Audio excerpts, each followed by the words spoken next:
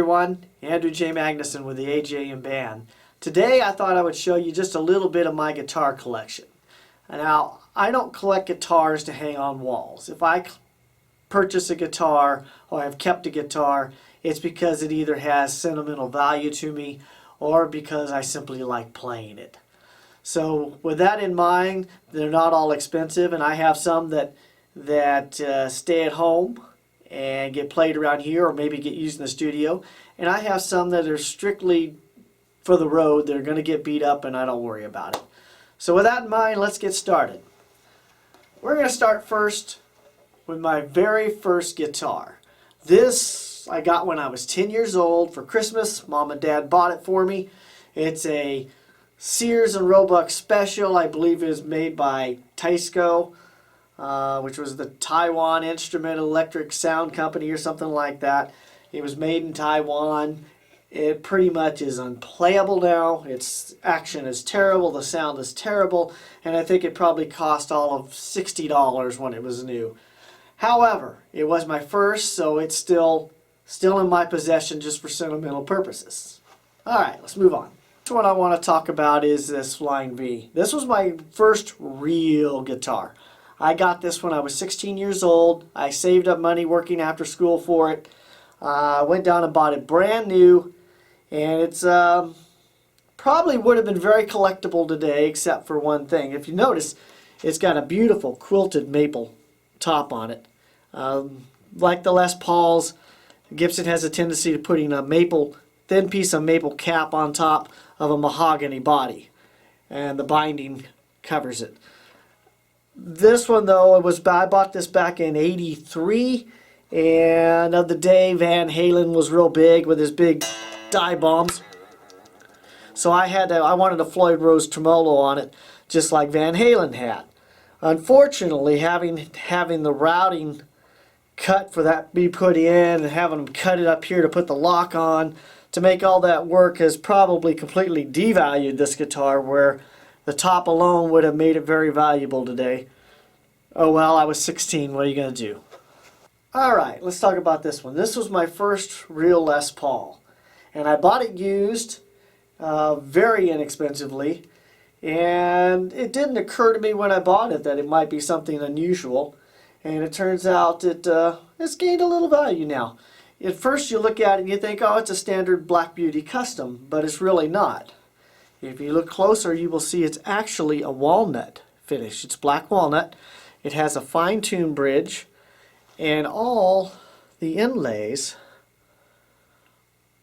are all decorative abalone pieces rather than just dots or trapezoids. And even Gibson on the top, the headstock, is done in a cursive writing rather than just laid in there like the standard inlay is.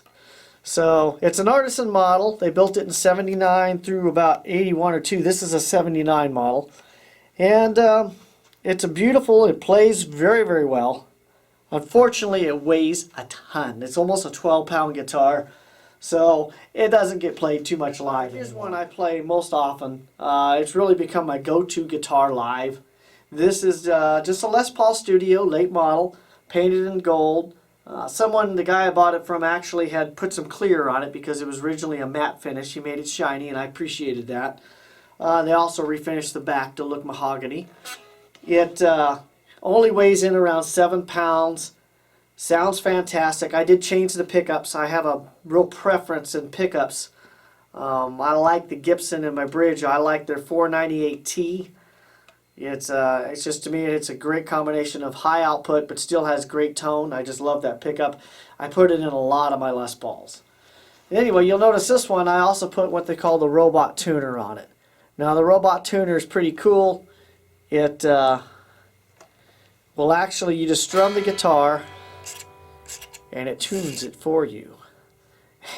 My roadie in a box, there it is. It's in tune that quick. So you can't be playing it. You have to stop and just strum it. But if you can just take 5 seconds or so, it's tuned for you, and that saves a lot of downtime between songs. So love that. Okay, this is another one of the favorites I like to play live. This is a custom light. Bought this a few years ago, brand new. You'll notice it's really thin. So it's made to look like a custom Black Beauty. It is a custom, Gibson custom, but it is very thin. And it weighs in just about 8 pounds, so it's really nice to play too. I also did the robot tuner on that one. Once again, if I'm playing live, I don't want to spend a lot of time tuning the guitar, so strum it, let it tune, let's get back out there and do it. Okay, the next one I want to show you is a Gibson Studio Lite. Now, they built these in the 90s, and what they did, like I told you, normally Gibson puts a little thin piece of maple wood laminated to the mahogany body. And this particular one, they decided that they wanted to lighten the load, so they routed out a big section in here and sandwiched in a piece of balsa wood, which changed the tone a little bit, and some people like it, some people don't. I kind of like it. I did change the pickups to, this is a Gibson 498T, as I like in most of my Les Pauls, and this is a Seymour Duncan Pearly Gates in the neck. When I bought this guitar, I picked it up really inexpensively because the back was just totaled. They had stuck stickers all over it. Somebody tried to remove the stickers with lacquer thinner, and it just ruined the finish. So I sanded it down and refinished the back and sides, and it's got a few scratches and dings now because I play this one quite a bit. But it's been a really good guitar, and you'll see it out on the road with me. This is another Les Paul I've had for quite a few years. I got this from a good buddy. This is a standard. It's in tobacco. It's very reminiscent of the one Mick Jones plays in Foreigner. And it's a heavy guitar, so I don't take it out live too much anymore. But I do a lot of studio recording with it because it sounds so fantastic. The pickups are not stock. I do have the, it's a Gibson pickup 498T in the back, but that's not what it came with. And I have a Seth Lover Seymour Duncan in the top. And it's just a fantastic playing and sounding Les Paul. It's just too heavy, so live I tend to play the light ones. Alright, I pulled out a couple Stratocasters for you today. This one is probably my favorite I own. This is an American Deluxe Stratocaster, and it's really unique because it's built more like a Gibson Les Paul than it is a Stratocaster, in the sense that most Strats are made of a solid chunk of wood, or maybe laminated wood, but it's all one kind, like all alder or poplar or, you know, occasionally ash. This one is actually mahogany body with a maple cap top on there, and it's got a beautiful flame to it, as you can see.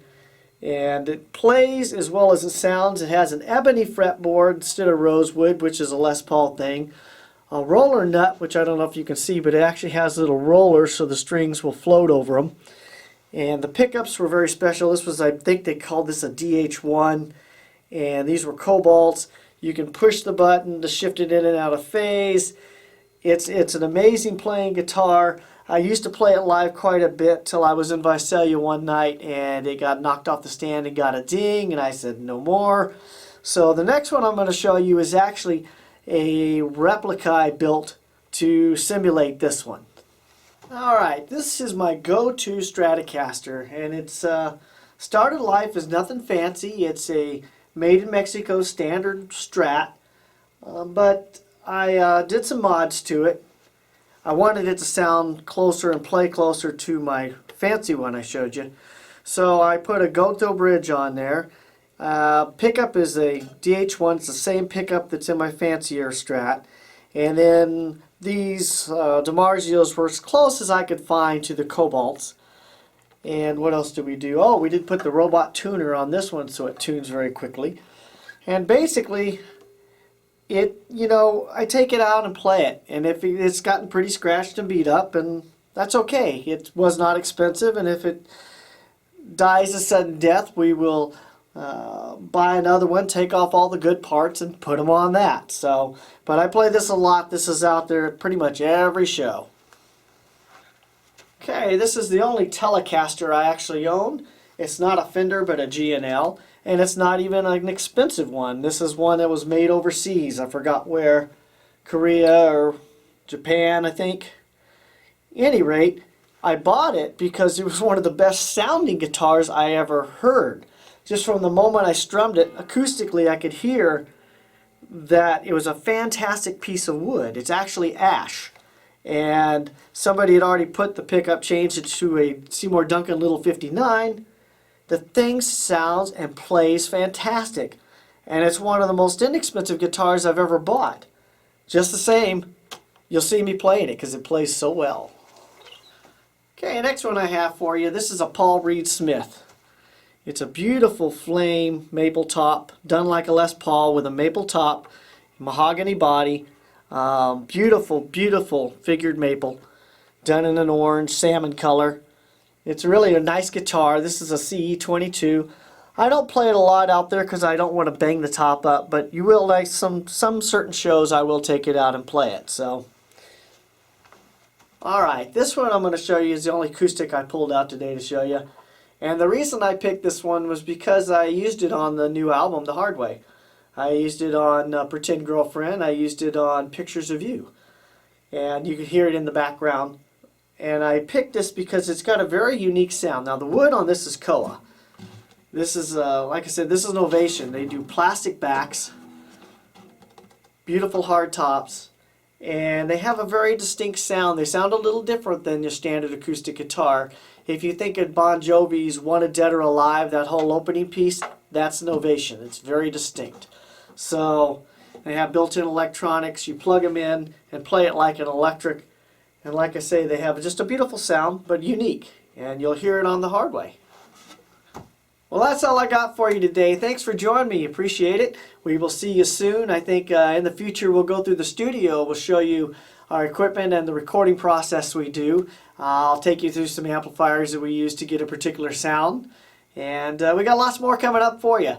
So thanks for joining us. You guys keep rocking.